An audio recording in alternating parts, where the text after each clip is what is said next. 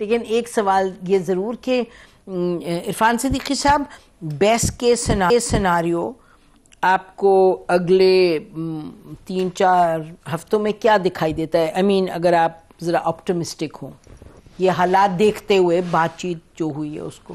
دیکھیے، اس میں کوئی شک نہیں ہے کہ جب مذاکرات ہوں اور مذاکرات بھی ایسی پارٹیوں کے درمیان ہوں جو پچھلے کئی سالوں سے ایک دوسرے سے جنگ کر رہی ہیں، لڑائی کر رہی ہیں، تو مشکل کام ہوتا ہے. یہ تو فضا کی میں بات کروں. پھر جب مطالبات کی نوعیت ایسی ہو کہ جی ان کو رہا کر دو جو جیلوں میں پڑے ہوئے ہیں اور 2 کمیشن بنا دو، یعنی مطالبات کی نوعیت بھی ذرا سنجیدہ قسم کی اور ذرا زیادہ بھاری بھرکم ہو تو کام اور بھی مشکل ہو جاتا ہے. اب ان کا جو کہنا ہے، میں اس پہ کوئی کومنٹس اس لیے نہیں کرنا چاہتا کہ مطالبات آئیں گے اور ہماری کمیٹی اس پہ غور کرے گی. ہم نے انہیں کوئی نہیں کہا جی کہ یہ بات آپ نے نہیں لکھنی اپنی یا یہ لکھنی ہے، وہ ان کی مرضی ہے، وہ جو کرے. ہم نے فی الحال ان کو کوئی مطالبہ نہیں دیا، وقت آئے گا تو شاید ہم بھی دیں گے. تو میری جو آپ نے سوال کیا، میری جو چھٹی حصہ ہے وہ یہ کہتی ہے کہ اگر ہم نے تھوڑی سی فراخ قلبی سے کام لیا اور ذرا سی باتوں پہ لڑائیاں نہ کی، آپس میں ذرا سی باتوں پہ نوک جھوک نہ کی، تو پھر معاملہ آگے چل سکتا ہے. ظاہر ہے کہ مذاکرات میں کسی کی 100% کامیابی نہیں ہوتی ہے. کچھ لو ہوتا ہے، کچھ دو ہوتا ہے، افہام و تفہیم ہوتی ہے، گیو اینڈ ٹیک ہوتا ہے.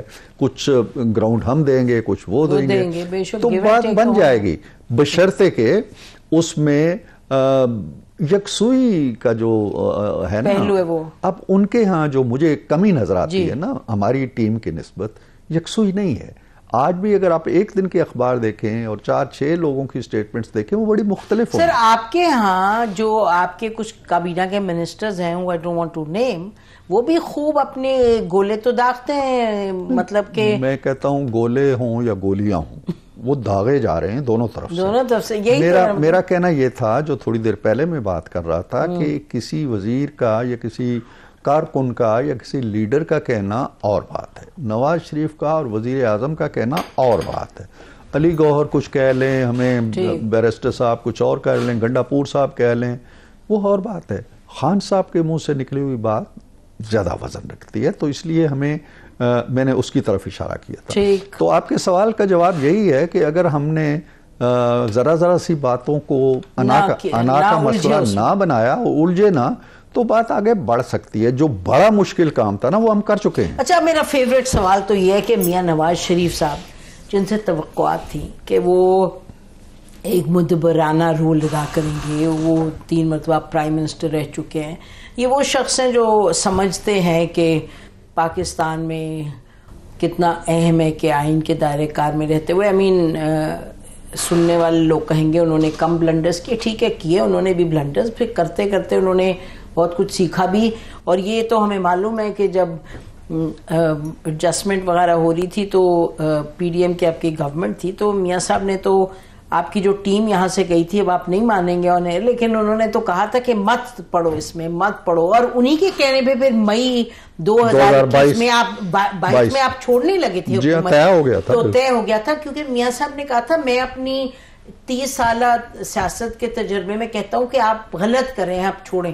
تو دس از دا کائنڈ آف تھنکنگ ہی ایک وزڈم انہوں نے وقت کے ساتھ، جسے کہتے ہیں ایکسپیرینشل وزڈم، سیکھا. تو اتنی بیک سیٹ لے لینا کہ ٹھیک ہے ان کی بیٹی چیف منسٹر ہے، لیکن ان کا بھائی وزیر اعظم نہیں، کوئی بھی نہیں. لیکن وہ تو دونوں میں سے کوئی بھی نواز شریف تو نہیں ہے، نہ ان کے وہ ایکسپیرینس ہے، نہ ان کا ایک وزڈم ہے.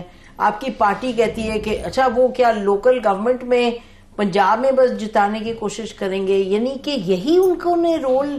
میں تو بالکل بڑی کلیئرلی آپ سے کہہ رہی ہوں کہ ان کا رول بنتا ہے. اور پھر ان کی پارٹی کے لوگ کہتے ہیں جی کمیٹی آپ کریں، آپ ورکنگ کمیٹی بلائیں. خرم دستگیر صاحب کی شکایت پوری زبان زد عام ہے، وہ کہتے سال بھر سے ملی نہیں. تو کیا پارٹی کے پریزیڈنٹ نہیں رہے وہ؟ مجھے معلوم تھا کہ نسیم نے یہ سوال ضرور کرنا ہے، اور یہ نہیں معلوم تھا کہ وہ اتنی دیر سے کرے گی، لیکن اچھا ہوا آپ نے پوچھ لیا. دیکھیے، میں بھی چاہتا ہوں کہ میاں صاحب دکھائی دیں، میاں صاحب بولتے ہوئے نظر آئیں، میاں صاحب متحرک ہوں، فعال ہوں، لیکن میاں صاحب جو آپ کہتے ہیں نا کہ وہ تدبر یا ایک مدبر کی حیثیت سے، میرا خیال ہے کہ انہوں نے بہت سی چیزیں اسی تدبر سے اور اسی مدبر ہونے کے ناطے سیکھی بھی ہیں اور ان پہ عمل بھی کیا ہے. مثال کے طور پر ہم سب عجیب و غریب کیفیت میں مبتلا تھے کہ جب میاں صاحب نے یہ کیوں فیصلہ کر دیا کہ وزیر اعظم نہیں بنیں گے، چوتھی دفعہ بننا چاہیے تھا. کچھ لوگ تو ہم میں سے یہ کہہ رہے تھے جی کہ میاں صاحب کچھ بھی نہیں نا، ہم نے چوتھی بار آپ وزیر اعظم بنے، حلف لیں، مہینے بعد استعفیٰ دے دیں، ایک ریکارڈ بنا کے ہم ختم کرنا چاہتے ہیں اس چیز کو کہ آپ 4 دفعہ وزیر اعظم رہے. میں اس آخری میٹنگ میں یا پہلی میٹنگ کہہ لیں جو الیکشن کے بعد پہلی میٹنگ ہوئی اور جس میں نامینیشن کی گئی شہباز صاحب کی، میں موجود تھا اس میٹنگ میں.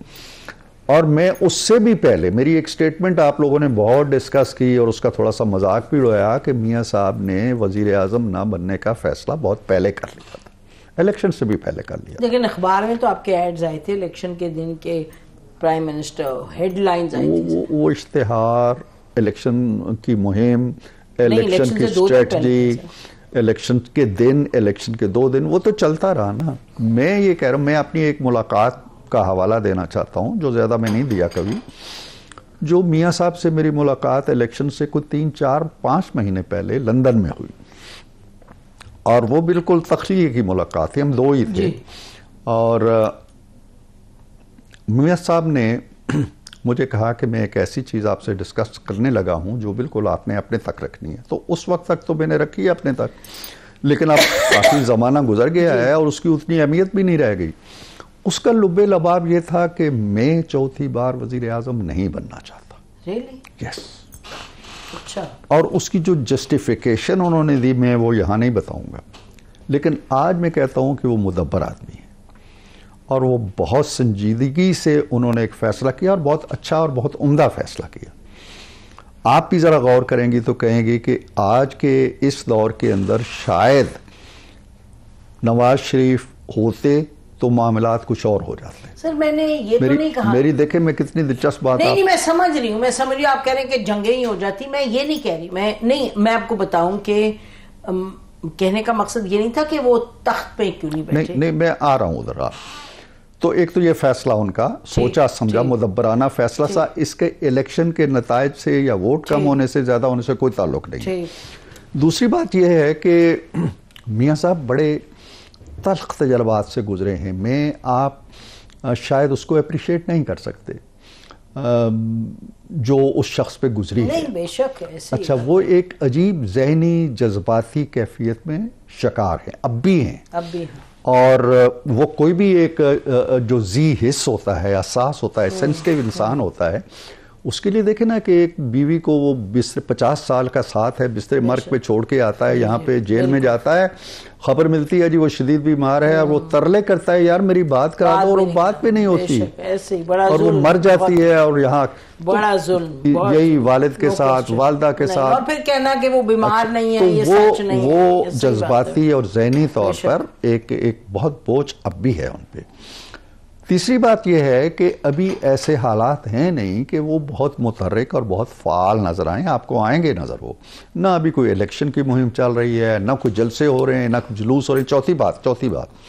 چوتھی بات کہ آپ مت یہ سمجھیں کہ میاں صاحب بالکل کسی کنجے تنہائی میں، نہیں وہ ایڈوائز دیتے ہوں گے، یقینی ایڈوائز بھی دیتے ہیں اور ایڈوائز لی جاتی ہے، اور ان کا رول اتنا مؤثر ہے اس وقت بھی ہے کہ اس کے بغیر معاملات نہیں چل سکتے. وہ اپنی جگہ باتیں درست ہیں سر. بات یہ آپ کو ہمیں کم نظر آتے ہیں. سیدھی بات ہے کہ اس ملک کو ایک چارٹر آف ڈیموکریسی چاہیے جس میں کہ پارٹ 2 جس میں کہ تمام سیاستدان آئیں. یہ ملک کو چاہیے یہ سچویشن کہ نواز شریف جا کے، وہ تو رانا ثناء اللہ صاحب کہتے تھے اگر ضرورت پڑی تو وہ تو جیل میں جا کے عمران خان کو مل لیں گے. It's not about Imran Khan اور اباؤٹ نواز شریف صاحب، اٹس اباؤٹ کہ ملک کو کس طریقے سے آگے لے کے چل رہے ہیں. سیاست بھی ہوگی، کمپٹیشن بھی ہوگی، الیکشنز بھی ہوں گے، ادارے بھی اپنی جگہوں پہ رہیں گے جو ہے آئینی طور پہ لازم، لیکن جو سیاسی جماعتوں کا آپس میں ایک پولرائزیشن انتہا کی ہے,